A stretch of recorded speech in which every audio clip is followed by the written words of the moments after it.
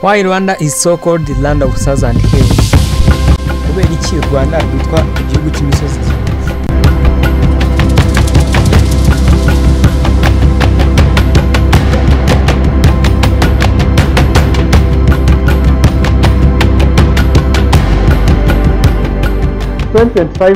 October Rwanda.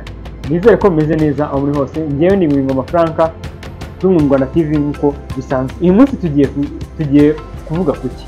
Uyu munsi ngiye gusubiza ikibazo kigira giti.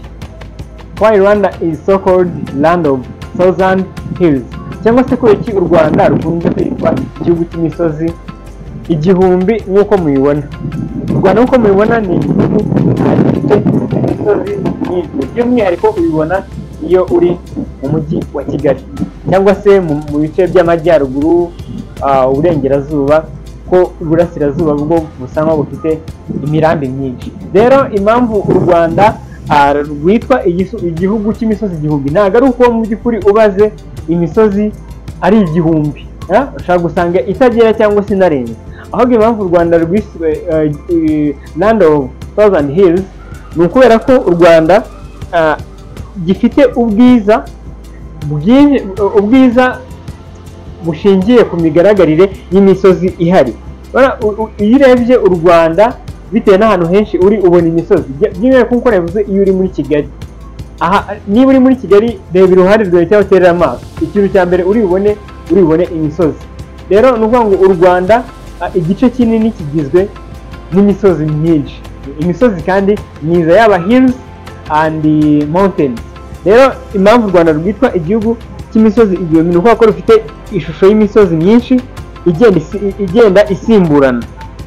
Iyo urebye u Rwanda uvuye hejuru cyangwa se mu bice byinshi by'igihugu, ubona imisozi itandukanye yegeranye kandi igaragara neza. Iyo misozi ituma igihugu kiba cyiza mu maso, kikagira ishusho idasanzwe kandi kigakundwa no gusurwa n'abakerarugendo benshi bitewe n'ubwo bwiza bw'imisozi. Imisozi myinshi kandi ituma habaho ikirere gikonje, ubutaka bwera, ndetse bituma n'ubuhinzi bukorwa neza mu duce twinshi tw'igihugu.